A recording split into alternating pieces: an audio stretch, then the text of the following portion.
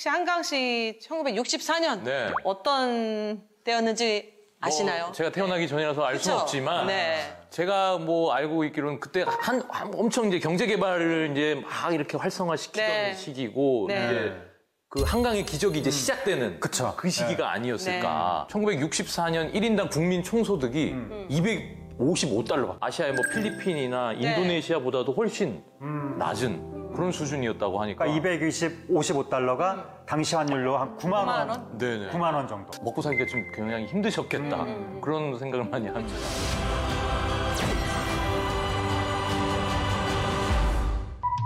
눈물도 한숨도 나 혼자 씹어 삼키며 밤거리의 뒷골목을 누비고 다녀도 사랑만은 단 하나의 목숨을 걸었다. 거리에 자식이라 욕하지 말라. 그대를. 시대가 사랑한 음악에는 그 시절을 살았던 사람들의 희로애락이 그대로 담겨 있습니다. 대중음악이 시작된 지 100년, 우리는 어떤 노래를 사랑했을까요? 안녕하세요. 노래하는 대중음악 사학자 장유정입니다. 안녕하세요. 하재근입니다. 아, 오늘 모신 분. 네. 트로트계 일곱수. 예. 근데요, 제가 보기에 이분은요, 마음도 노래도 아주 맑으신 분이거든요. 예. 제가 국방 FM에서 한강 씨와 네. 안소미 씨가 진행하는 라디오 프로그램 고정 패널로 함께 했는데, 예. 얼마나 인품이 훌륭하고, 또 인물도 좋으시고, 예. 제가 나올 때마다 혼자 조용히 응원을 했습니다. 예. 가수 한강 씨 모셨습니다. 안녕하세요. 안녕하세요. 네, 반갑습니다. 가수 한강입니다. 끓는다 끓어 너 때문에 끓는다.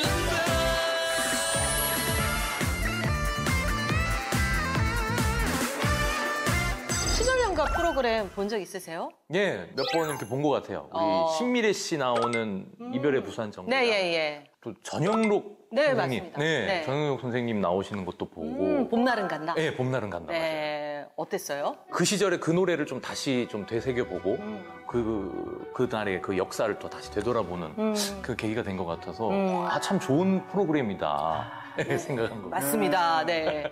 한강 씨하고 개인적인 인연이 없기 때문에 한강 씨의 인품은 제가 모르는데 한강 씨 목소리가 좋은 건 제가 알거든요. 그동안 매체를 통해서 들었기 때문에 네. 한강 씨가 엄청난 음색 깡패다. 엄도 아니고 엄청난. 엄청난 음색 네. 깡패, 감성 표현의 장인이라는 걸 제가 알고 있었는데 유튜브 영상에 유명한 게 있습니다. 맞아요. 저 알고 네. 있죠. 저는 당연히 알고 있습니다. 한강 씨가 네. 연모를 부르신 영상이 조회수가 1,200만 회를 넘긴 거 이거 엄청난 거거든요. 맞습니다. 그 정도 조회수를 올린 노래가 연모인데 이 자리에서 한번 부탁드려도 돼요? 한 소절이라고. 한 소절, 예.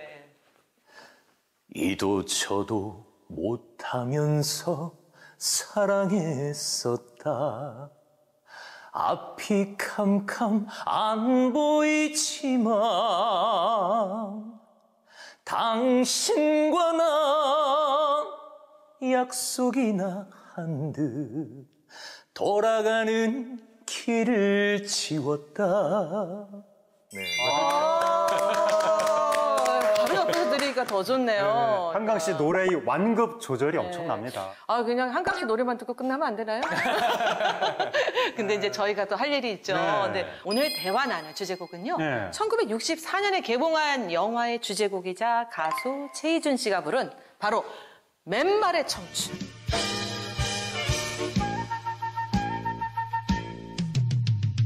눈물도 한숨도 나 혼자 씹어 삼키며 밤거리의 뒷골목을 누비고 다녀도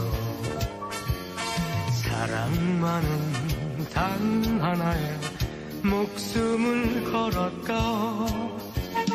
거리에 자식이라 욕하지 말라. 그대를 태양처럼 우러러보는 사나이 가슴을 알아줄 날 있으리라. 네, 지금 최희준 씨의 맨발의 청춘 들어봤는데요. 어떤 가수라고 생각하세요? 뭐 너무나 잘 알고 있고요. 네. 저희 세대 지금 가수들은 뭐 존경하는 가수가 누가 있냐 이렇게 물어보면 네. 사실 뭐 남진 선생님, 나훈아 선생님을 많이 얘기하거든요. 근데 이 두 분이 존경하는 분이 바로 최희준 가수님이 아니실까 맞아요. 하는 생각을 좀 하게 됩니다. 그 정도로 좀 정말 대한민국 가요계를 네. 큰 획을 그으셨고 좀 굉장히 좀 남성적이시잖아요. 맞아요. 네, 그런 것들을 좀 많이 보게 되지 않나. 네. 그 최희준 씨의 노래 중에서 혹시 뭐 좋아하는 곡들이 있나요?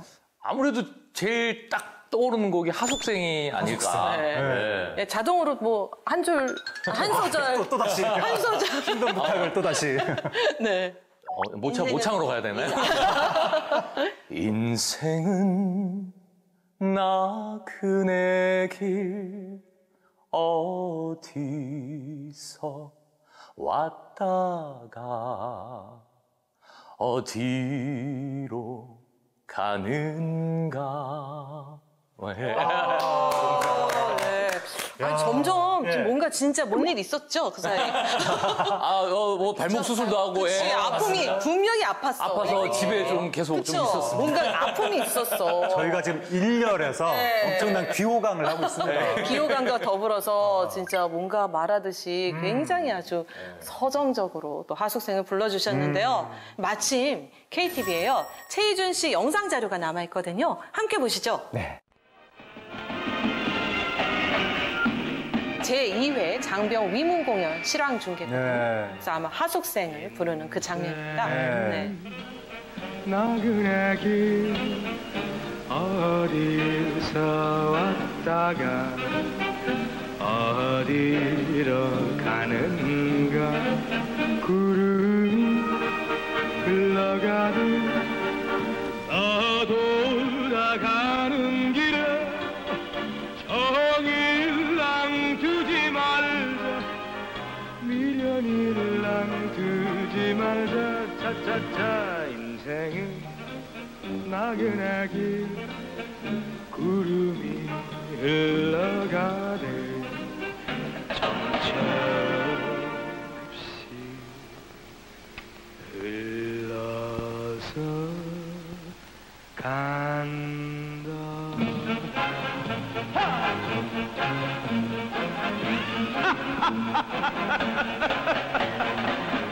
나는 곰이다.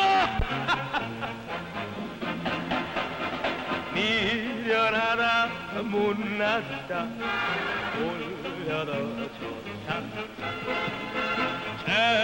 제주는 없다마는 짓은 다 한다.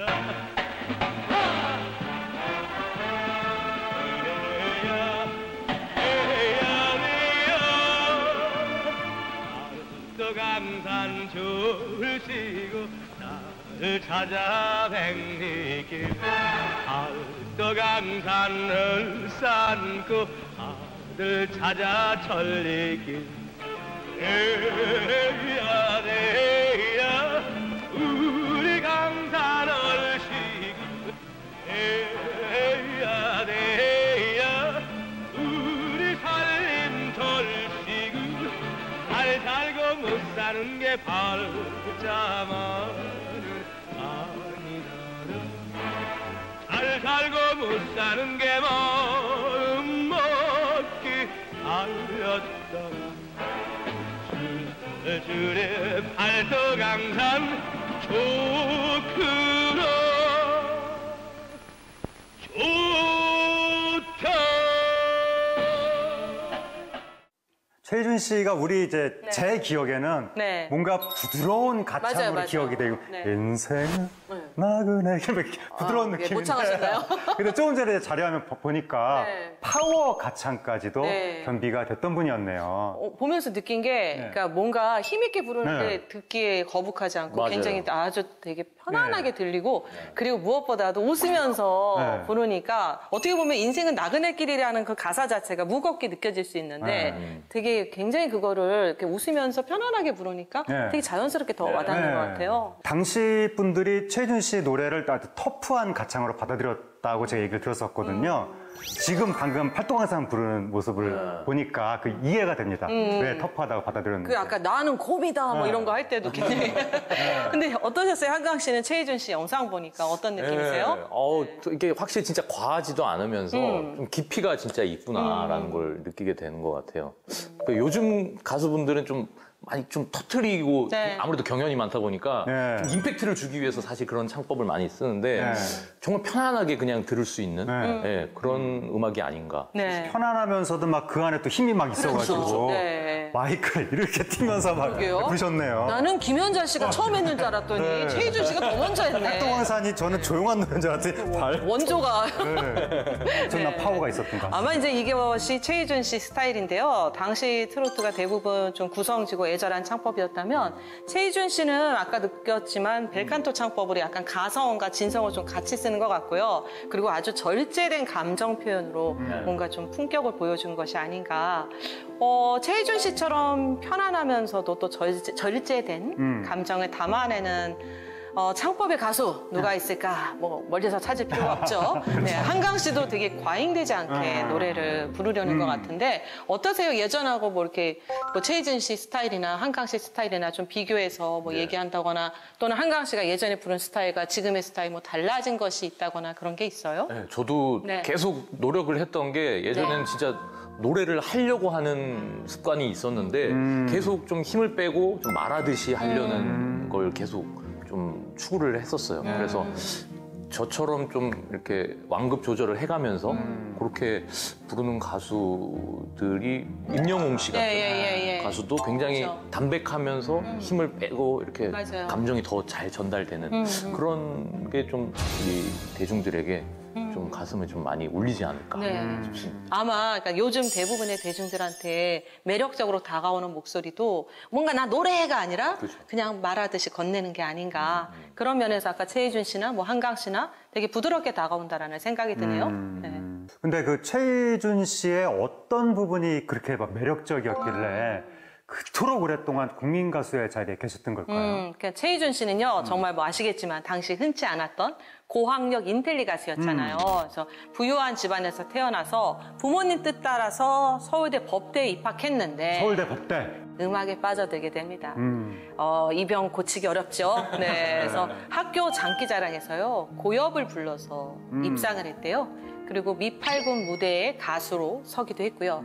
이후 졸업을 앞두고 고시에 낙방해서 낙심하고 있을 때 명동 다방에서 작곡가 손석구 씨의 설득으로 곡을 받아서 취입을 했는데요. 원래 본명이 최성자 준자, 최성준 씨였거든요. 예. 그런데 항상 웃음을 잃지 말라라는 뜻으로 작곡가 손석구 씨가 예명을 기쁠 희에 법도자, 그래서 법준자, 그래서 희준, 예. 네 이렇게 지어줬다고 합니다. 법도준자 이렇게 해서 희준이라고 지어졌다고 합니다. 최희준 선생이 목동의 노래, 1961년에 목동의 노래로 데뷔를 했는데 혹시 이 노래 알고 계시나요? 목동의 노래는 잘 모르겠어요.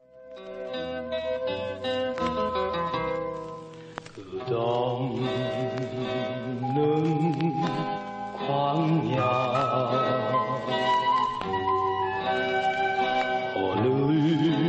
오늘도 하루 소원 말을 동무 삼는 나는 외로운 목동 왜 보통 많은 분들이 목동의 노래를 잘 모르시는데 왜냐하면 이 노래가 다른 노래한테 묻힌 거예요. 그러니까 목동의 노래 발매된 시기에 비슷한 시기에 다른 노래가 나왔는데 그게 엄청 유명해져서 많은 분들이 그 노래를 데뷔곡으로 아는 경우가 많습니다. 바로 그게 그 유명한 우리 애인은 올드미스. 아, 이 네. 노래는 알죠. 네, 제가 좀 부르려고 했지만 음치라서 못 불렀습니다. 너무 유명한 노래인데. 우리 애인은 올드미스 히스테리가 이만저만 데이트에 좀 늦게 가면 하루 종일 말도 안 해 원쳐와도 우리 애인은 올드미스 강자 세안이 이만저만 삼아 젊은 여자와 인사만 해도 누구냐고 꼬치꼬치 오해. 이 노래가 1961년에 블루벨스 노래와 함께 두 가수가 함께 노래 그 음반에 실린 이른바 그 스플릿 음반, 그 음반으로 내놨는데 거기에 타이틀곡이었던 거예요. 이 노래가 대박이 납니다. 네. 그래서 최준 씨는 곧장 일약 인기 가수 반열에 오르게 됐어요. 맞아요. 이 노래 아시죠? 네, 이 노래 좀 워낙 유명했고 그 당시에 좀 약간 가사나 리듬이 좀 굉장히 파격적이어서 많은 분들에게 좀 귀에 이렇게 탁 꽂히지 않았나. 네. 우리의 애인 우리 애기는 올드미스. 히스테리가 이만저만. 아, 네. 이상한 데로 가시거든요. 제 진짜 음치거든요. 잘 잡아주시네. 아, 예, 괜찮습니다. 네. 항상 노래 때문에 스트레스 받는데 그러면서 계속 불러요. 근데 어쨌든 이 올드미스 나오고 이럴 때가 바로 그 전까지 우리나라가 이제 트로트가 대세였던 일제시대부터 내려오는 뭔가 좀 이렇게 슬픈 노래 이런 것들이 대세였던 시대였는데 그때 이 최희준이라는 인텔리 가수 무려 서울대 법대 타이틀 이게 과거에는 이 타이틀의 위력이 엄청났거든요. 아, 그럼요. 그 인텔리 가수가 노래를 딱 하는데 노래도 미국식 음악, 스탠더드 팝 이런 걸 부르니까 그 당시 사람들한테는 엄청난 이제 막 신선한 느낌이 드는 거예요. 그러면서 엄청난 인기를 최희준 씨가 끌게 되면서 이 스탠더드 팝 시장에서 남자는 최희준, 여자는 패티김이라고 할 정도로 그야말로 당대의 스타가 됐고 그리고 대중가요의 이미지를 바꿨다라고 할 수가 있는데 그전까지 고향역자들이 대중가요를 조금 아래로 낮춰보는 경향이 있었던 거예요. 근데 그 인텔리 최희준 씨가 스탠더드 팝을 부르니까 고학력자들도 우리나라 가요 시장으로 이렇게 좀 들어오게 되는 그러한 역할을 하면서 최준 씨가 60년대 초반부터 70년대 중반까지 15년 가까이 슈퍼스타로 군림하는 엄청난 스타였습니다. 당시 최준 씨가 얼마나 대단했는지 자료화면이 있거든요. 한번 보시죠. 저 때가 이제 제1회 무궁화 훈장 시상식 네. 장면인데요. 네. 저게 이제 엄청난 권위를 가졌던 맞아요. 무궁화 대훈장이 아니라 네, 예. 그게 아닌 다른 무궁화 훈장인데 맞아요. 저게 어떤 명랑 가요 같은 것을 이제 진흥시키기 위해서 시상을 했는데 저게 67년에 1회 수상자가 최준 씨 등이었던 거죠. 1967년 1월 제1회 무궁화상 시상에 이어서 제2회 무궁화상 시상식에서 최희준 씨가 2회 연속 상을 받았고요. 네. 지금 모습은 팔도왕상 부르는 모습인데 굉장히 뭔가 기분 좋아서 네. 부르시는 게 그러니까요. 정말 티나요. 네. 네. 이렇듯 1960년대는요, 가수 최희준 씨가 전성기를 누리던 시기인데요. 그 중에서도 맨발의 청춘이 발표된 1964년, 대한민국은 어떤 모습이었을까요? 혹시 한강 씨 1964년 네. 어떤 때였는지 아시나요? 뭐 제가 태어나기 전이라서 알 수는 그쵸? 없지만 네. 제가 뭐 알고 있기로는 그때 한 엄청 이제 경제 개발을 이제 막 이렇게 활성화시키던 네. 시기고 네. 이제 그 한강의 기적이 이제 시작되는 그쵸. 그 시기가 아니었을까. 예, 그럴 때 생각하고 또 제가 좀 조사한 바로는 1964년 1인당 국민 총소득이 255달러밖에 안 돼요. 255달러. 네. 55달러. 그러니까 뭐 아시아의 뭐 필리핀이나 인도네시아보다도 훨씬 낮은 그런 수준이었다고 하니까. 그러니까 255달러가 당시 환율로 한 9만 원? 네네. 9만 원 정도. 그렇죠. 네. 그래서 먹고 살기가 좀 굉장히 힘드셨겠다. 그런 생각을 많이 합니다. 그렇죠. 70년대니까, 60년대니까. 그러니까 네. 정말 먹고 살기 어려웠고 우리나라 스스로 우리가 세계 최빈국 중에 하나다라고 얘기를 했던 그런 시대였기 때문에 너무 가난해서 경제에 집중하고 수출에 사활을 걸었었습니다. 그 수출에 집중하던 그 시절에 자료화면이 또 있거든요. 네. 함께 보시겠습니다. 아, 그러니까 수출 진흥을 다짐하는 종합시책 추진 대회를 열었었네요. 1964년에요. 저 때는 우리 국가의 목표가 수출이었던 그럼요. 거예요. 네. 그래서 완전히 그냥 저렇게 막 그 큰 대회라든가 회의 같은 거를 열면서 수출 목표를 정해가지고 각 산업별 기업별로 수출에 할당에 가서 밀어내기식으로 수출을 했던 그런 시대였죠. 수출품 전시장인데요. 그러니까 지금 보면은 뭐 철광석, 무연탄, 거기 오징어, 뭐 한천, 합판, 생사, 광목 이렇게 뭐 들어가 있네요.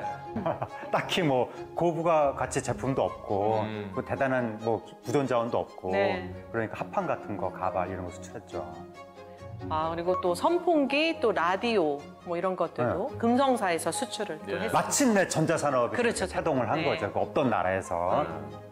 선풍기, 라디오 저렇게 수출하기 시작하고 70년대 가면 칼라 TV 수출하고 네. 저 부산의 신진공업에서 우리나라 처음으로 자동차 생산에 성공했다는 네. 그런 내용이 지금 나오고 있는데 그러니까 저때 자동차 생산은 뭐 엔진 만들고 그런 게 아니라 부품을 가져다가 조립하는 맞아요. 정도였는데 뭐 저렇게 조립만 하더라도 대단한 거였고 그렇죠. 그랬던 나라가 지금 64년이거든요. 네. 불과 한 10몇 년, 10여 년쯤 지나면 10몇 년 지나면 이제 한국 내에서 엔진까지 개발해서 스스로 만드는 현대차 포니 이런 게 나오는 이제 나라가 되는 거죠. 그런 거 보면 우리나라 사람들 참 대단해요. 대단해. 머리도 좋고 그래서 짧은 시간에 정말 초고속 성장을 네. 했었으니까요. 네. 근데 이제 일단 방금 우리가 영상을 봤는데요. 그러니까 네. 이때부터 많은 사람들이 도시로 몰려와서 또 공장에서 일하기 시작했고요. 네. 정말 너나 할 것 없이 당시에는 정말 맨손 맨발로 뛰어다니면서 가족을 또 부양하고 나라를 네. 일으키던 때죠. 그러니까 예를 들어서 미국 같은 나라는 땅이 넓은데 거기 거대한 목초지 있잖아요. 거기 소 탁 풀어놓고 풀 뜯어라. 알아서 풀 뽑고 크잖아요. 그렇죠. 그리고 또 미시시피 강 유역의 거대한 그 중부 땅은 옥토 엄청 비옥해요. 씨 뿌리면 팍팍팍 자라요. 그러니까 농산물도 굉장히 많이 나오고 석유 나오고 가스 나오고 온갖 막 지하자원 있고 난리 났거든요. 미국. 그런 나라가 있는 반면에 우리나라는 그 조그만 땅에 산이 일단 70%라서 농사를 많이 질 수도 없는데 농사를 질 수 있는 평야마저도 비옥하지가 않아요, 우리나라는. 그러니까 그 광물도 딱히 뭣도 없고 오죽 먹을 게 없으면 우리가 그 독초를 캐서 먹는 나라, 민족의 우리가 산나물 먹잖아요, 우리가. 그럴 정도로 우리는 척박했다, 사는 게 조건이. 그 상황에서 먹고 경제를 발전시키려다 보니까 결국 외국에서 원료를 사다가 가공해서 다시 내다 파는 제조업밖에는 길이 없었다. 그렇죠. 그래서 60년대 제조업 수출 경제에 사활을 걸었던 겁니다. 맞아요. 네. 그런데 공장이 이렇게 많던 상황 속에서 반전이 있거든요. 다음 기사를 한번 보시죠. 네. 1964년 2월 23일 조선일보 기사인데요. 젊은 지성 갈 곳이 없다. 예. 학사 과잉 바늘구멍 공개 취직 경쟁 최고 80대 1. 그리고 잘 팔리는 상과 신입사원 겨우 1.8%. 그래서 지난날에 이미 치른 몇 대 1의 입학 경쟁은 오히려 약과인 편으로 몇십 대 1의 취직 시험을 거쳐야 기껏 초봉 5, 6천 원의 신입사원이 되는 것이지만 그 일자리를 얻기가 그리 손쉬운 게 아니다. 그래서 작년에 신입사원을 뽑았던 많은 국영기업체와 유수한 민간기업체가 올해는 증원은커녕 감원을 해야 할 것이라고 비명을 올리고 있는 판국이니 아직 결정되지 않은 취직자리가 앞으로 달포 동안에 얼마나 마련되어질 것인지는 의문이 아닐 수 없다. 그러니까 당시에도 굉장히 그 취업 경쟁률이 높았네요. 취업난이 심각했다. 예, 취업난이 굉장히 심각했던 건데요. 보면은 바늘 구멍의 취직 전선. 경향신문 1964년 11월 2일자 기사거든요. 그래서 언론기관은 80대 1 이상의 경쟁률이고 서울 공대 이공계만은 만원 사례. 헤매는 여대생은 75%. 와, 그러니까 여성들은 정말 취업하기 어려웠던 거죠. 올해도 찬바람이 부는 사회에 나갈 신임 학사는 무려 38,000명. 와, 그리고 인문계 학도는 어디 끼어들 틈도 없다. 가령 철학과나 사학과 등 혼자서 끙끙거려야 하는 그들이다. 추천 의뢰도 오질 않으니 말이다. 대개는 교생실습 학점을 따서 정교사 자격증을 얻곤 하지만 서울에선 그나마의 길도 얻기 힘들다. 차라리 상간벽지 교사로 전전한다. 근데 이게 지금 60년대인데 저 90년대도 저 똑같았어요. 제가 국문과 나왔잖아요. 근데 우리 굽는과라 그랬거든요. 그러니까 국문과 나와서 굽는다. 굽는다. 네, 그래서 굽는과라고 했었는데. 굽는과. 네. 문송합니다, 똑같이. 있어요. 문송합니다. 네, 문송합니다. 네. 그러니까 지금 그때 60년대 이미 그런 현상이 있었던 거네요. 그래서 지금 해외로 뻗는 의혹 한국의 인력, 경향신문 1964년 11월 9일자인데요. 미국의 농부 2만, 일본의 기술자 5천, 이게 실현되면 데이트다. 그래서 이민 바람이 또다시 불어오고 있다. 브라질에는 이미 우리나라 농민이 이민 정착 생활에 들어갔으며 서독에 보낸 광부도 일자라는 젊은 일꾼이라는 평가 아래 내년에 제2진을 보낼 예정. 새해에 접어들면 이민 부문 절정에 달할 것으로 보인다.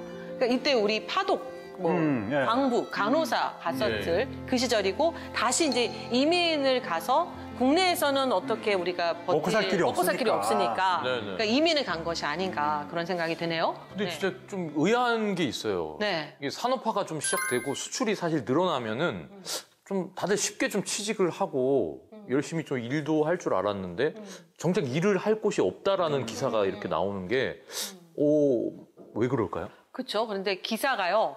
대학을 졸업한 학사들의 취업난이잖아요. 즉 화이트 업종에서 그 취업난을 이야기하고 있긴 하거든요. 그래서 당시 대학생들은 굉장한 엘리트입니다. 그들로서는 뭐 이렇게 쉽게 공장에서 일하겠다 이런 선택을 하기가 어려웠을 것 같아요. 아, 엘리트니까. 내가 엘리트인데 나 그래도 화이트 칼라인데 내가 공장 가서 어떻게 일해? 뭐 이런 느낌이 이런 생각을 한 것이 아닌가. 네, 하지만 단순히 좋은 직장이 없다 이것만은 아니었고요. 네. 통계청에 따르면 2024년 대한민국 실업률은 2.8%잖아요. 그렇게 어렵다 하는데도 그렇죠? 이거 지금 현재 2.8%. 2.8%. 그러면 1964년 실업률이 얼마였는지 혹시 두 분 아세요? 64년도에 네. 그냥 찍어야죠. 요즘 2.8이니까 네. 저는 그 정도 수준 되지 않을까? 한 3.0? 3.0. 예, 2.8에서 3.0으로 갔습니다. 그때 굉장히 어렸었다고 얘기가 네. 딱 나오고 있었으니까 네. 10% 가겠습니다. 네. 10%? 10%. 근데요, 서울연구원에서 발표한 자료에 따르면 1964년 실업률이요, 무려 23.2%. 23.2? 네. 그 10%, 뭐 3%가 아니라 23%가 넘어가 버린 거예요. 20%를 넘겼네요. 네. 그러니까 경제활동 인구 4-5명 중에 1명은 실업자였던 거죠. 너무 심각한 거 아닌가요? 그렇죠? 근데 이게 1964년이요. 미국의 무상 원조가 대폭 줄어들면서 경제에 큰 충격을 받습니다. 그리고 이로 인해서 수입 원자재를 확보하기가 어려워진 거예요. 그래서 기업들이 활동이 위축되니까 고용이 감소되고 이제 막 제조업하고 근대화가 시작된 시기였으나 산업 기반 또한 또 약했잖아요. 그러니까 공장도 돌아가지 않고 새로 지어지는 것도 없고 수출 진흥 아무리 외치지만 정작 일할 곳은 없는 이런 모순적인 상황에 빠진 거죠. 네,